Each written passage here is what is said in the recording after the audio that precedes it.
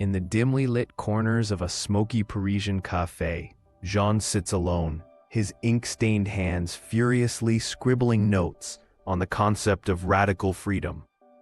The aroma of strong coffee mingles with the faint scent of cigarette smoke. On the table rests a well-worn copy of Sartre's Being and Nothingness, its pages dog-eared from countless readings. The weight of his thoughts presses heavily as he tries to reconcile the abstract with the tangible. Jean stands in a small, peeling bathroom, staring into a cracked mirror. His reflection fractures into disjointed pieces, each one a different facet of his identity. A razor blade rests unused on the edge of the sink, a silent testament to the battles within. The peeling wallpaper and flickering bulb amplify his sense of isolation as he whispers to himself, "Who am I truly?" A yellowed envelope arrives, its edges worn from travel. Jean's hands tremble as he holds it, recognizing Marie's handwriting. Raindrops fall outside, smudging the ink as he hesitates to open it. The letter demands a choice: commit to their love or leave forever.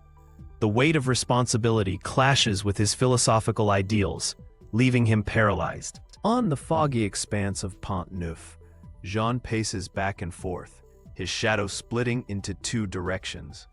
The Seine flows silently below, its dark waters reflecting his inner turmoil.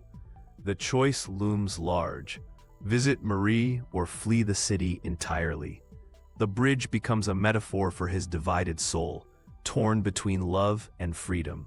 In the packed metro, Jean feels the weight of strangers' judging eyes. Faces blur around him, their indifference amplifying his paralysis.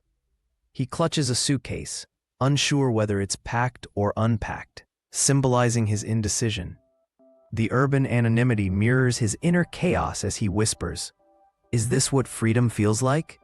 On the wet cobblestones, Jean's philosophy journal lies trampled, its pages scattered and ruined.